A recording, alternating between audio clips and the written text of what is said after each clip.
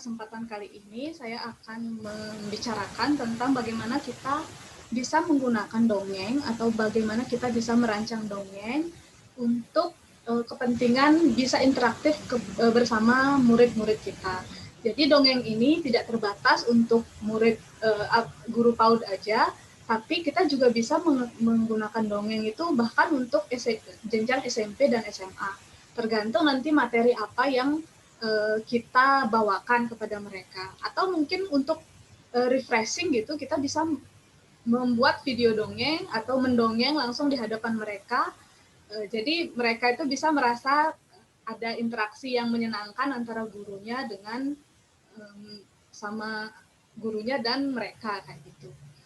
Jadi seperti yang tadi diperkenalkan, nama saya Wanda dan saya sekarang bekerja di SMP 3 Banjar sebagai guru matematika. Tapi sebelumnya saya bekerja di Yayasan Gemah Ripah Pacung dan mengajar dari jenjang TK, SD, sampai SMP.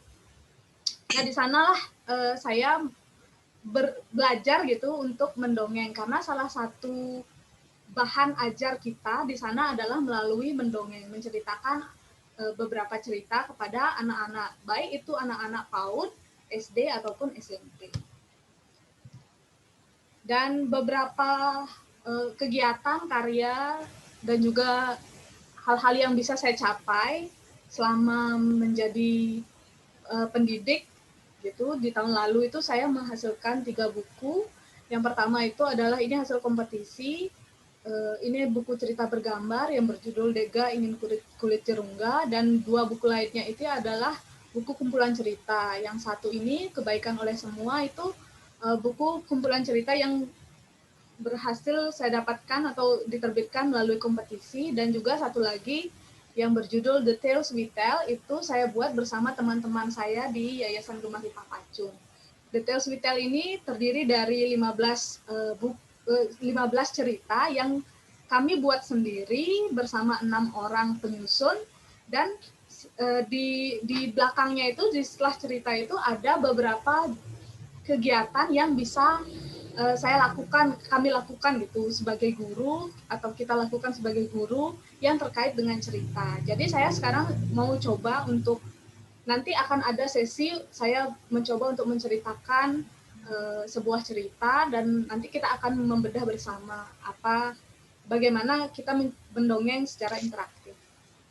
Jadi materi yang saya bawakan pada hari ini itu ada 4 poin ya. Yang pertama, kenapa sih kita menggunakan dongeng atau bercerita itu sebagai media belajar?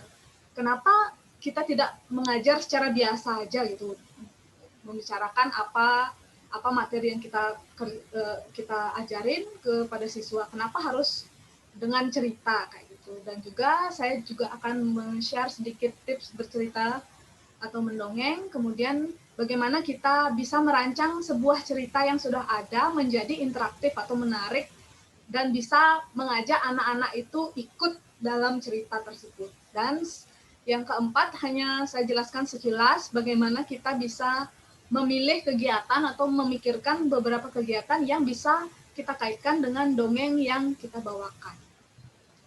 Nah, yang pertama itu adalah bercerita atau mendongeng itu. Kenapa kita harus mendongeng? Ini ada disebutkan oleh di sebuah buku yang berjudul Leader as Storyteller yang dituliskan kembali oleh Vanessa Boris di artikelnya untuk Harvard Business. Jadi dalam setiap kelompok apapun dan dimanapun, orang-orang yang ada dalam kelompok itu terdiri dari 3 tipe belajar yang komposisinya itu terdiri seperti ini. Tipe belajar visual itu 40%, tipe belajar auditori itu 40%, tipe belajar kinestetik itu 20%. Apa itu tipe belajar visual? Mungkin Bapak Ibu udah ada yang tahu ya. Visual itu bisa melihat gitu. Jadi anak-anak atau orang-orang yang cenderung belajar dengan cara melihat. Jadi lebih dominan penglihatannya. Jadi mereka itu lebih suka belajar tuh melalui video, melalui diagram, atau ilustrasi-ilustrasi. Makanya ada yang suka menggambar kayak gitu-gitu di kelas. Kalau misalnya kita menjelaskan, mereka tuh sukanya menggambar. Itu berarti biasanya dia visual. tidak masuk kalau kita cuman menjelaskan aja. Mereka harus melihat sesuatu yang segar kayak gitu. Kemudian yang tipe auditori itu mendengarkan ya, tipenya mendengarkan. Jadi kalau misalnya kita menjelaskan sesuatu, dia anteng mendengarkan kayak gini gitu, itu tipe belajar auditori. Dia aktif belajarnya dengan berdiskusi, mendengarkan. Yang aktif-aktif bertanya itu biasanya auditori, dia tipe belajarnya. Sedangkan yang kinestetik itu adalah yang tipe praktek. Dia mengutamakan gerak, praktik, dan melibatkan perasaannya untuk melakukan pembelajaran. Jadi kalau misalnya kita ngajar secara monoton kayak gitu-gitu, terus duduk aja, mereka anak-anak yang selalu diem kayak gini, atau yang di bangku-bangku belakang kayak gitu-gitu, itu kemungkinan dia tipe belajarnya kinestetik, yang harus praktek, harus dilibatkan untuk bergerak, baru mereka bisa memahami materi. Nah, apa hubungannya tipe-tipe belajar ini dengan belajar dengan mendongeng gitu, dengan mengajar dengan mendongeng? Ternyata untuk kita bisa mengakomodasi 3 tipe ini, kita bisa menggunakan dongeng, karena dengan mendongeng itu atau dengan bercerita itu kita bisa mengakomodasi ketiga hal yang mereka dominan mereka lakukan untuk belajar. Semisal anak-anak yang tipe visual atau orang-orang yang tipe visual itu ketika melihat kita bercerita, mereka bisa melihat gerak-gerik tubuh kita dan juga menumbuhkan imajinasi dari cerita yang kita bawakan. Kemudian anak-anak yang tipe auditori, otomatis dia mendengarkan kan, apalagi kita bisa membawakan cerita yang ada intonasinya jelas, kemudian temponya jelas, kemudian ada perubahan suara, perubahan tempo, perubahan emosi kayak gitu-gitu, itu mereka bisa menyerap lebih dalam lagi. Kemudian yang kinestetik, ini juga bisa terakomodasi dengan cara misalnya kita bercerita tuh sambil melibatkan mereka, menyiapkan gerakan-gerakan yang bisa mereka ikuti, dan juga otomatis perasaan mereka akan ikut ketika bercerita, karena kita memainkan perasaan mereka itu ya dengan tokoh yang kita tampilkan sebagai pencerita itu kayak gitu. Jadi ketiga tipe anak-anak ini, ketiga tipe orang ini terakomodasi gaya belajarnya, sehingga mendongeng ataupun bercerita itu menjadi salah satu metode yang bisa kita gunakan untuk menarik minat seluruh siswa kayak gitu. Nah, terus apa lagi manfaat-manfaat yang bisa kita dapatkan untuk mendongeng? Terutama untuk anak-anak PAUD dan SD, karena mereka itu masih baru menyerap kata, menyerap kalimat, mengetahui ekspresi, mengenali lingkungannya mereka. Jadi manfaat besar untuk mereka, selain mereka nanti ada manfaat-manfaat lainnya secara umum, yaitu adalah menambah kosakata, kemudian kita bisa menunjukkan mereka mengetahui beragam ekspresi kayak gitu. Jadi mereka dengan jelas mengetahui bahwa oh begini kalau orang marah, oh begini kalau orang sedih, oh begini kalau orang merasa heran, oh begini kalau orang merasa penasaran kayak gitu-gitu. Kemudian kita juga memberikan contoh penggunaan kalimat yang lengkap ketika kita bercerita. Nah, manfaat lainnya secara umum adalah ketika kita bercerita, otomatis kita membangun suasana kedekatan, kenyamanan kepada bersama siswa kita. Karena kita seolah ya seperti teman dekat mereka untuk membawakan cerita kepada mereka. Kemudian dengan perasaan kedekatan dan kepercayaan itu, mereka jadi otomatis lebih terbuka untuk belajar. Yang biasanya kalau saya misalnya belajar matematika ya, ketika mereka mendengarkan matematika udah sulit, saya nggak mau belajar matematika, misalnya seperti itu.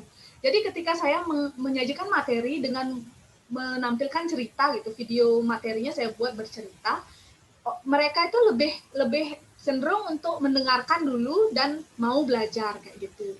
Dan juga dari bercerita itu mereka bisa lebih imajinatif, imajinasinya lebih hidup kayak gitu, karena mereka membayangkan bagaimana kondisi si tokoh, apa yang dilakukan si tokoh dan sebagainya. Dan juga ketika bercerita mereka itu belajar atau mendengarkan atau hadir itu dengan melibatkan seluruh indera mereka. Pendengaran mereka, mata mereka, tubuh mereka, perasaan mereka, semuanya terlibat dalam waktu kita bercerita bersama mereka. Jadi hal-hal ini, hal-hal positif yang bisa kita manfaatkan gitu dengan mendongeng itu adalah seperti ini. Dan kita bisa karena sudah kita tahu gitu, kita bisa menggunakan alternatif bercerita atau mendongeng untuk mengajar di kelas kayak gitu. Nah, kemudian ada beberapa tips yang bisa kita pegang gitu ya dalam bercerita, itu ada 3. Yang utamanya adalah pertama kita harus melakukan kontak mata dengan pendengar kita. Jadi kalau misalnya kita sekarang dalam kondisi PJJ, kita kontak matanya dengan kamera yang ada di laptop atau di HP kayak gitu.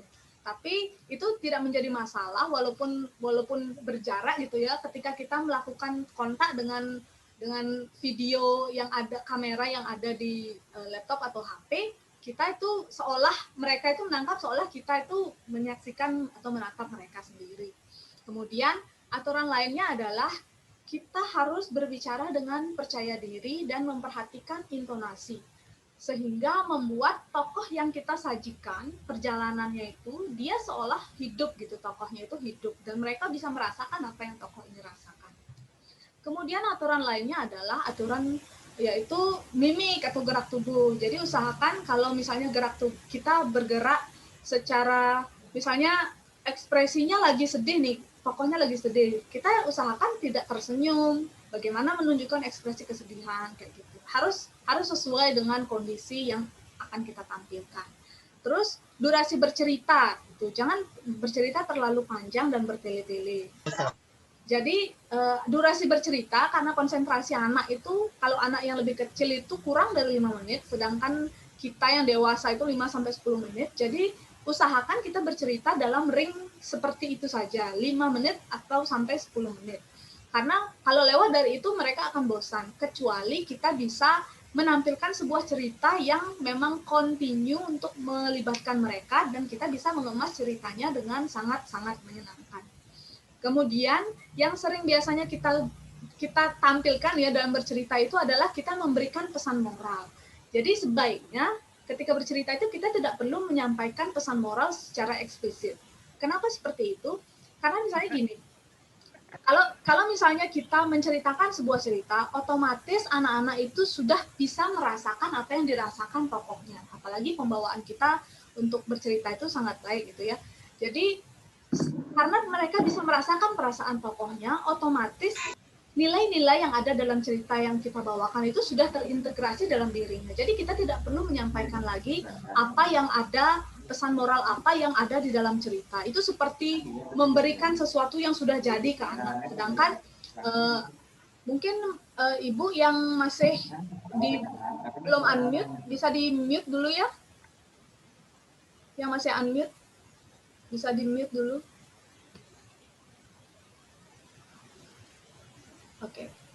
Nah, jadi mohon hindari menyampaikan pesan moral karena anak-anak itu sudah secara terintegrasi itu mengerti dia sendiri karena sudah seolah mengalami langsung ketika kita bercerita. Nah, selanjutnya adalah saya akan mencoba, saya sudah merancang satu dongeng yang bisa saya ambil dari cerita teman saya ini ya, oleh Ngakan Putu Anggananta Wijaya. Dia membuat dongeng ketika membawakan materi tentang benda langit, yaitu spesifikasinya adalah tentang bintang gitu. Jadi dia membuat dongeng berjudul sebuah dongeng tentang bintang. Jadi nanti saya akan mencontohkan bagaimana saya mendesain dongeng yang bisa kita interaksi langsung dengan anak, walaupun dalam kondisi ini kita menggunakan media Zoom atau atau media lain kayak gitu. Oke, jadi saya akan stop dulu share screen-nya ya.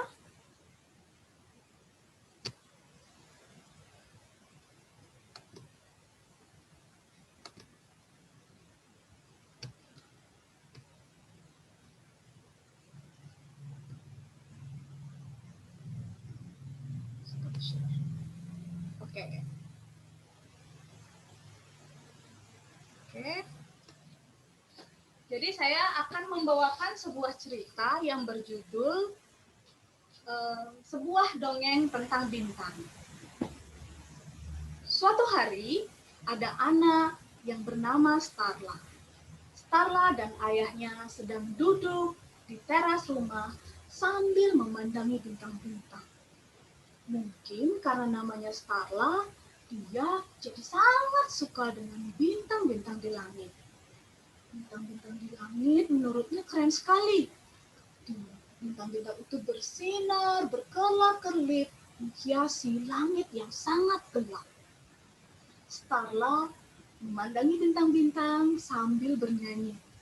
Mungkin ada yang bisa menyanyikan lagunya atau ada yang tahu lagunya bisa bernyanyi, tapi tidak perlu dibuka ya gininya, biar suaranya tetap tenang gitu ya. Bintang-bintang di langit, lihat kami di sini.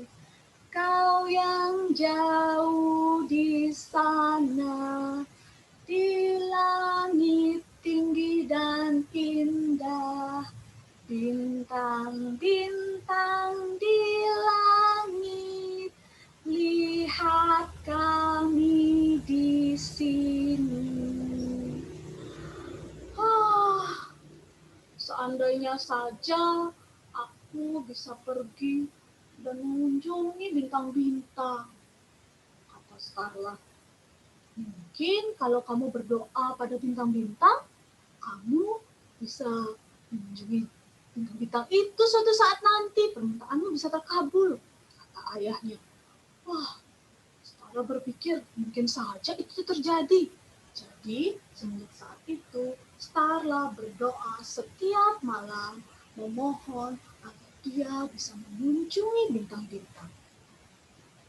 Dalam suatu hari, saat Starla memohon kepada bintang dan setelahnya bersiap untuk pergi tidur, kamarnya diketuk oleh seseorang. Wah, kira-kira itu siapa ya? Ayahnya sedang tidur dan tidak ada orang lain di rumah. Dan setelah Starla membuka pintu, ternyata itu adalah peri bintang. Hai Starla, permohonanmu telah terkabul. Sekarang aku akan menjemputmu dan kita akan pergi ke bintang, kata si peri bintang. Starla tentu saja sangat senang mendengarnya. Dia melompat kegirangan dan berteriak, "Hore!" Dan berteriak lagi, "Hore!" Dan berteriak lagi, "Hore!" Wah, tapi sebelum pergi, kita harus membaca mantra, kata peri bintang. Tolong ikuti aku. Kita semua harus membaca mantra bersama agar kita bisa terbang ke bintang-bintang. 1, 2, 3. Bintang kecil, bintang besar. Dari sini kita terbang. Ayo Bapak Ibu, bisa diikuti. Bintang kecil, bintang besar. Dari sini kita terbang. Oke, sekali lagi ya, belum semuanya ngikut. Bintang kecil, bintang besar. Dari sini kita terbang. Wah, wush. Starla dan peri bintang akhirnya sampai di tempat para bintang. Dan benda pertama yang ia temui adalah sesuatu yang bersinar sangat terang. Dan kita juga bisa melihatnya dari bumi. Benda itu berwarna kuning. Dan dia terbit di pagi hari dan benam di malam hari. Apakah ada yang bisa menebak itu benda apa? Berwarna kuning dan sangat terang. Terbit di pagi hari dan terbenam di malam hari. Ayo, siapa yang bisa? Benda apakah itu? Wah, tidak ada yang menjawab ini. Terbit di pagi hari dan terbenam di malam hari. Matahari. Iya, matahari. Matahari, Bu Guru. Ya, bagus sekali, matahari. Wah, Starla terkejut. Perhatikan, Ini bibiku si matahari, kata si peri bintang. Ah, halo matahari, kata Starla. Oh, tapi bukankah kita akan mengunjungi bintang? Kok kita mengunjungi matahari? Tanya Starla kebingungan. Wah, kamu tidak tahu ya, matahari juga adalah sebuah bintang. Lihat, dia mengeluarkan cahaya sendiri seperti matahari. Dan dia adalah bintang yang paling dekat dengan bumi. Makanya kita bisa melihatnya dan dia ukurannya sangat besar, kata si peri bintang. Oh, begitu, kata Starla. Mereka tidak lama tinggal bersama matahari karena matahari panas sekali. Starla tidak kuat. Akhirnya dia pergi ke rumah sepupunya, si peri bintang. Tapi sebelum pergi, ingat kita harus membaca mantra. Bintang kecil, bintang besar. Dari sini kita terbang. Ayo Bu, ikutin. Bapak-bapak juga. Bintang kecil, bintang besar. Bintang Dari kecil, sini bintang kita besar. terbang. Dari sini kita Bagus. Ya, dan Starla dan peri bintang terbang dan menuju sepupunya. Ternyata sepupunya adalah, perkenalkan, sepupuku yaitu bintang biru, kata si peri bintang. Hah? Bintang biru? Baru kali ini aku bertemu bintang yang berwarna biru. Biasanya putih, kata Starla. Si peri bintang menjelaskan, bintang yang masih muda berwarna biru seperti sepupuku ini. Lihat, biru. Wah, aku baru tahu ada bintang yang beragam warnanya. Ada kuning seperti matahari, sekarang biru, kata Starla. Setelah mereka bercakap-cakap bertiga, Starla dan peri bintang meninggalkan bintang biru. Sekarang mereka menuju ke nenek bintang. Jangan lupa mantranya. Bintang kecil, bintang besar. Dari sini kita terbang. Ayo Bapak Ibu.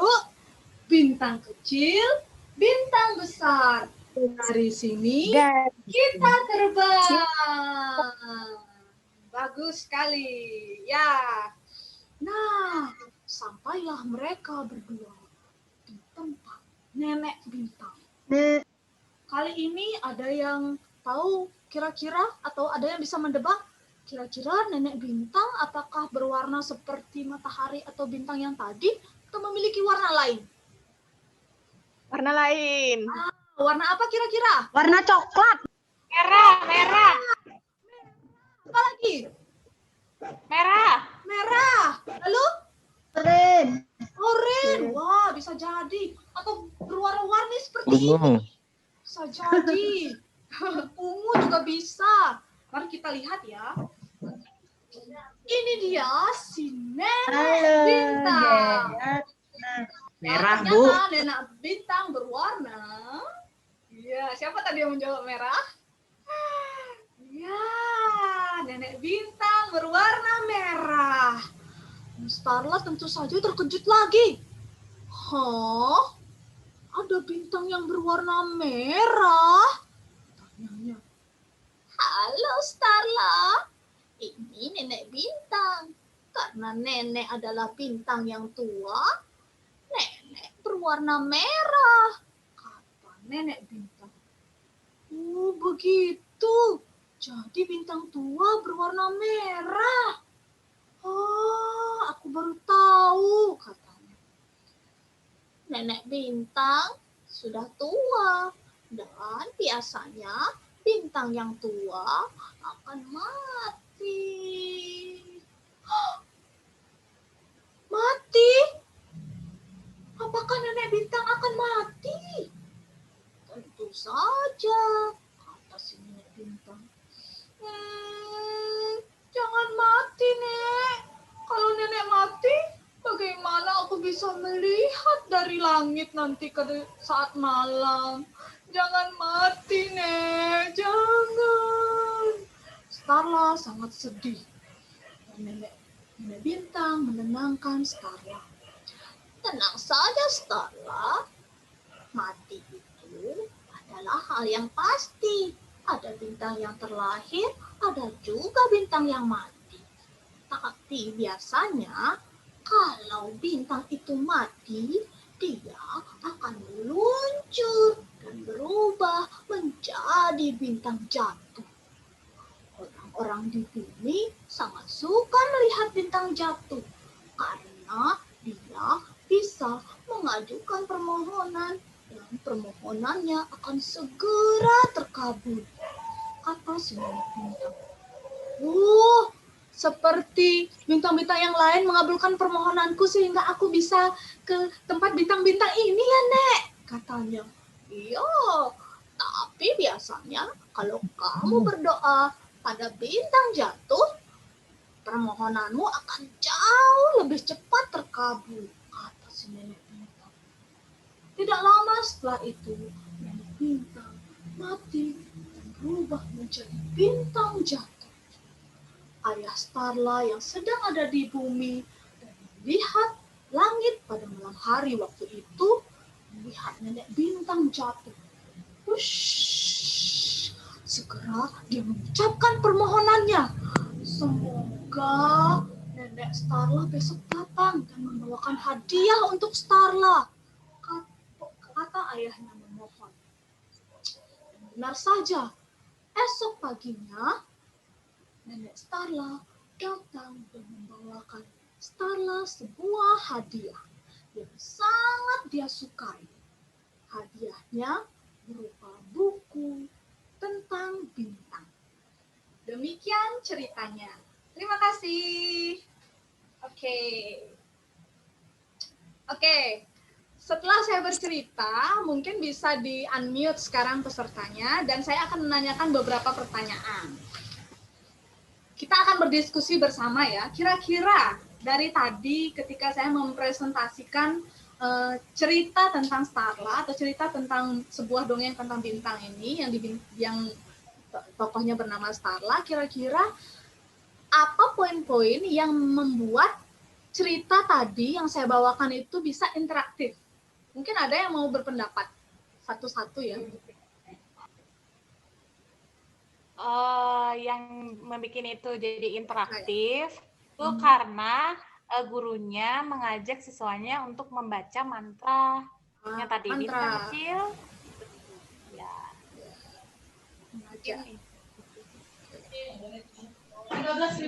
Ada yang lain lagi?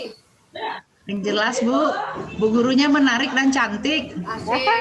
Betul. Anak-anak itu tertarik, saya saja suka melihatnya. Ini mukanya bagus. Iya. Intonasi kata-katanya bagus. Intonasi, ya. Bagus sekali, luar biasa, Ya. Bu Guru. Apalagi? Intonasi. Ibu gurunya sangat menjiwai dongeng. Oh ya, menjiwai. Oke. Apalagi kira-kira? Suaranya jelas. Suaranya jelas. Ekspresinya, Intonasi bahasanya bagus. Ya, bahasanya. Oke.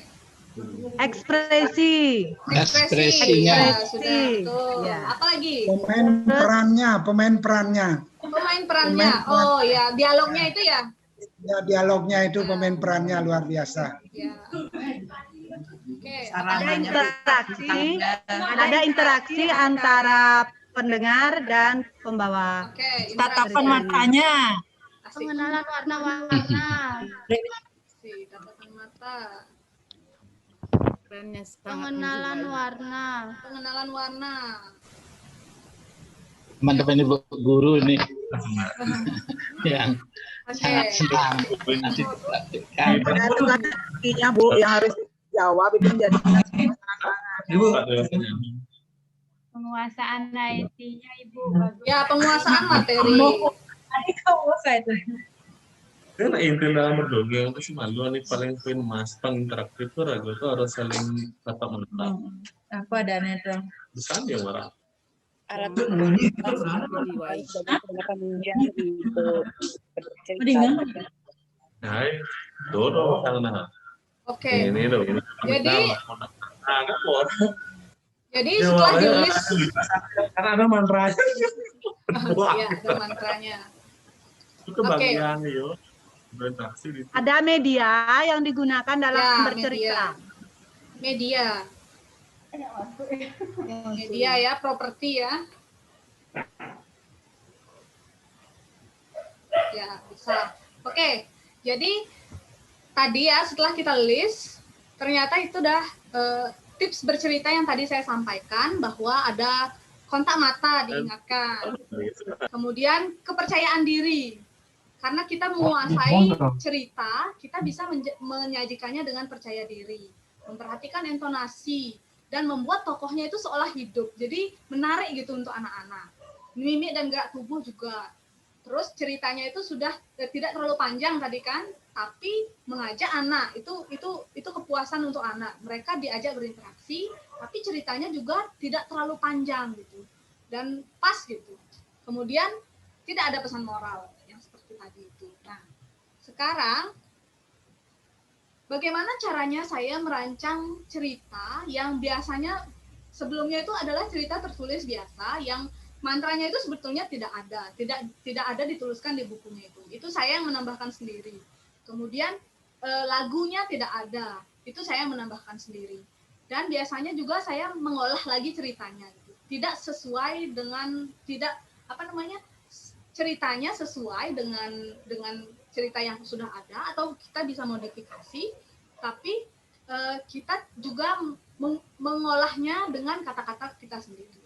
Pertama itu adalah untuk merancang cerita yang interaktif, ada 3 hal yang saya lakukan. Pertama itu menentukan topik dan cerita. Kalau misalnya kita sebagai guru ingin membawakan cerita itu di kelas gitu misalnya, kita tentukan dulu topik apa yang ada di kelas. Misalnya kalau SD itu kan masih ada tema, jadi kita bisa mencari cerita yang berhubungan dengan tema tersebut. Kemudian kalau misalnya di TK juga kan malah mungkin kayaknya lebih bebas gitu ya untuk memilih ceritanya. Dan kita bisa menyisipkan setiap hari itu memberi cerita kepada anak. Kemudian untuk di kelas besar, kita bisa membuat sendiri cerita atau mengambil cerita yang sudah ada dengan kita modifikasi sesuai dengan kebutuhan kita.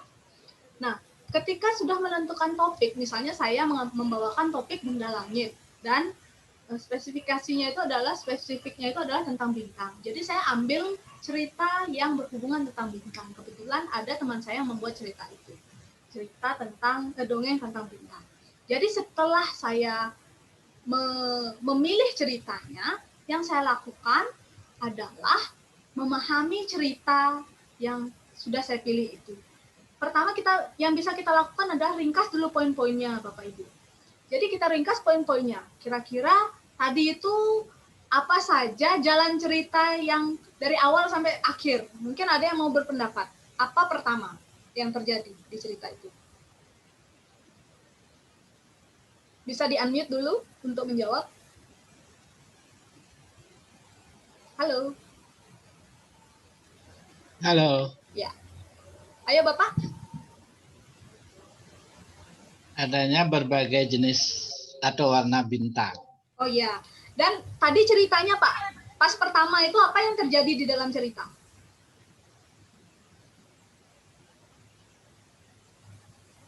Apa yang terjadi pertama kali? Di awal cerita. Halo. Halo? Yang lain mungkin? Ada yang mau berpendapat? Menentukan topik, Bu. Di awal kita menentukan topik ya. Jadi kita mereview dulu ceritanya. Tadi kan kita sudah menentukan topik, kemudian sekarang kita dalam proses memahami cerita itu atau meringkas poin cerita.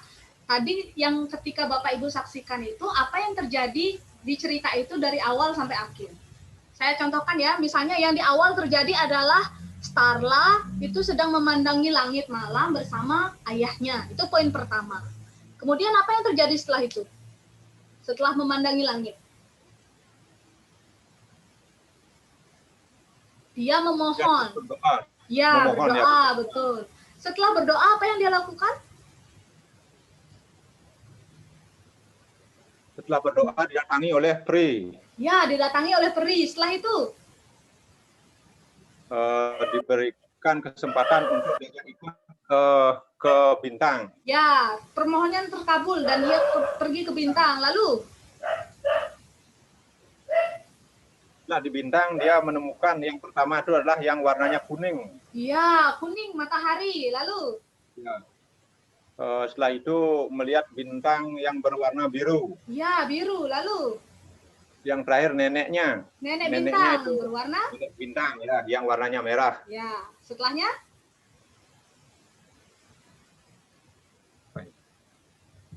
Merah, kuning, hijau, biru. Setelahnya? Nenek bintang? Nenek bintang terjatuh, mati. Iya, jatuh, mati.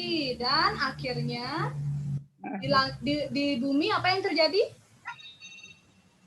Gelap. Terang. Iya, terang. Dan apa yang terjadi Minta sama doa. bapaknya Starla? Ya, Minta doa. Ya, bapaknya Starla berdoa. Dan permohonan ayahnya terkabul. Nah, jadi Bapak Ibu sudah bisa melihat sendiri juga hasil dari bercerita. Ternyata langsung dipahami kan, dan kita langsung menyerap ceritanya tadi kan, kita tahu apa yang terjadi gitu. Anak-anak juga seperti itu tadi. Kalau misalnya kita bercerita ke hadapan anak-anak, terus mereka mendengarkan dengan seksama gitu, yang terjadi adalah seperti itu. Mereka langsung ingat ceritanya apa yang terjadi. Jadi pentingnya adalah kita meringkas dulu poinnya, memahami ceritanya. Oh, setelah ini yang terjadi, ini. Nanti itu yang kita pegang. Jadi kalau kita tidak perlu menghafal teks untuk menyampaikan cerita, tapi poinnya kita pegang.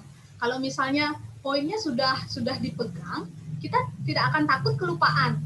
Tapi kita perlu juga mempraktekkan. Apalagi kalau kita misalnya baru-baru bercerita kepada siswa gitu. Karena itu perlu latihan gitu. Kadang kan kita biasanya ngomongnya tuh agak salah-salah gitu, selimputan bahasa Balinya gitu. Jadi itu yang perlu dihindari, makanya kita terus berlatih. Tapi jangan menghafal. Kalau menghafal biasanya kalau kita blank sama kalimatnya, kita lupa kalimatnya, ceritanya tidak berlanjut. Tapi kalau kita pegang poinnya, kita tahu, oh setelah poin ini harus cerita ini. Jadi kita bisa mengarang kalimat untuk menuju poin yang berikutnya. Nah, setelah memahami isi cerita, baru mulai menyisipkan apa saja yang bisa kita masukkan untuk membuat cerita itu interaktif. Menentukan properti.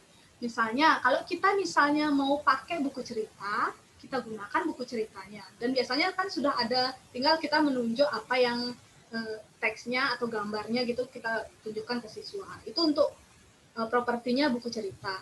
Ada yang boneka juga. Saya punya boneka tapi jauh dari saya.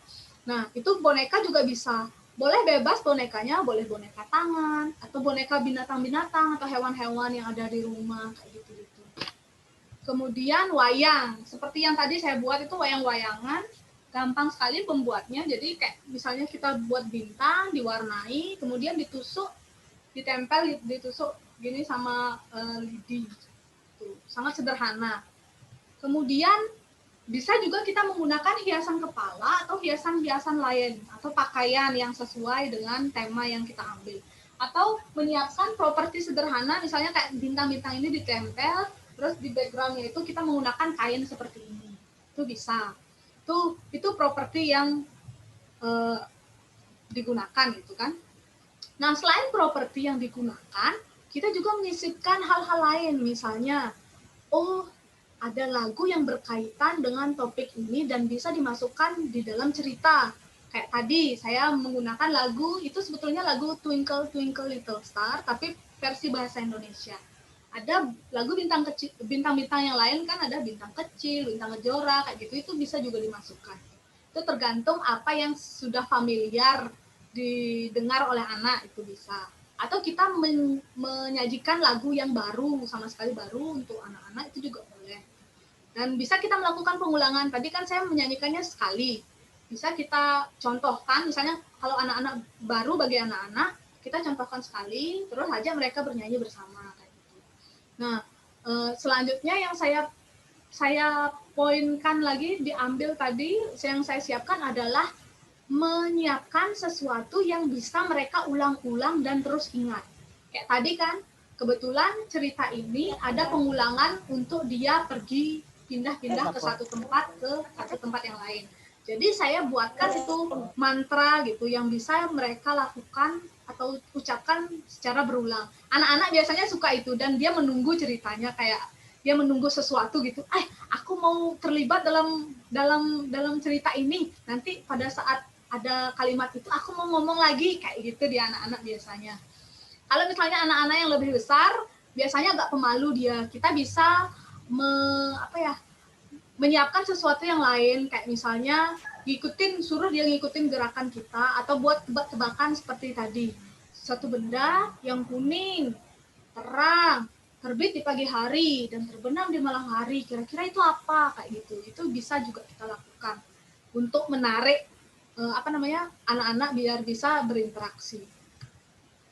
Nah, itu tadi kan merancang ulang cerita. Pada saat merancang ulang cerita itu merancang gerak, kita menambahkan lagu, memikirkan aktivitas yang bisa kita lakukan juga. Kemudian yang paling penting adalah kita melakukan latihan berulang-ulang sehingga kita bisa memahami betul apa yang akan kita sampaikan dan kita bisa lebih santai menyampaikannya, gitu. Dan selanjutnya, mengenai kegiatan yang bisa kita lakukan, kalau misalnya terkait dengan bintang tadi ya, untuk anak-anak PAUD itu bisa mengurutkan ukuran bintang, kayak gitu. Terus mengelompokkan bintang berdasarkan ukuran dan warna, itu juga bisa. Terus biasanya kalau saya sama anak PAUD itu mereka menulis ceritanya sendiri. Jadi kita tanya, apakah kamu pernah melihat bintang? Biasanya mereka jawab, pernah, waktu itu pas malam aku ada di rumah gitu. Dia ceritakan gimana bentuk bintang itu, dia gambar sendiri, nanti akan bentuk bintangnya seperti apa dan mewarnai sendiri. Dan nanti kita tanyakan, apa yang kamu alami atau cerita apa yang kamu punya tentang bintang itu. Dia biasanya menceritakan, kan waktu itu aku sama kakakku duduk misalnya di teras rumah gitu, ada bintang yang besar sekali gitu.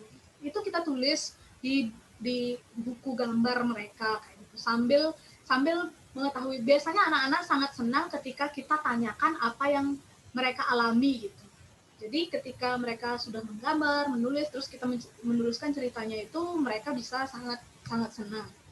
Terus bisa juga untuk anak-anak lain itu menggambar bintang, mewarnai, kemudian mengunting dan menempelnya. Bisa kita siapkan kain seperti ini juga, dan nanti akan ditempelkan karya-karya mereka dan dipajang di kelas, itu bisa. Nah, untuk anak-anak yang misalnya SD kelas 1 gitu, atau PAUD mungkin bisa dikenalkan kata, tapi tidak terlalu banyak gitu ya, karena mereka itu ranahnya bukan belajar menulis, tapi untuk mengembangkan imajinasi dan untuk sikap ya, pengembangan sikap. Jadi beberapa kata itu bisa kita kenalkan.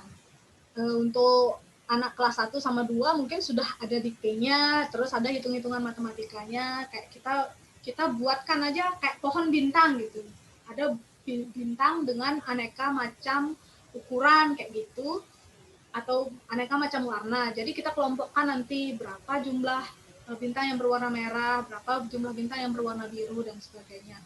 Dan terus, nah, untuk anak-anak yang lebih besar, yang misalnya dia dapat materi tentang tema benda langit, mereka bisa diminta menggambar siklus bintang.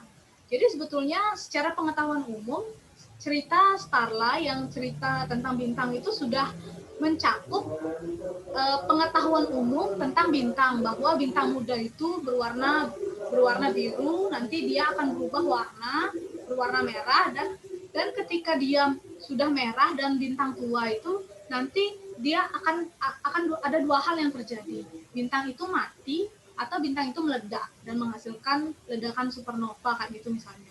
Itu bisa kita lakukan. Nah, Misalnya itu kira-kira kegiatan yang bisa kita lakukan setelah kita menyajikan dongeng atau cerita kepada anak-anak. Dan yang terakhir, kalau Bapak Ibu ada channel YouTube, bisa di-subscribe channel saya. Saya membuat channel untuk cerita-cerita dan juga pembelajaran matematika di Main Cerita. Bisa diketik Main Cerita. Oke, sekian saja presentasi dari saya. Terima kasih atas waktunya.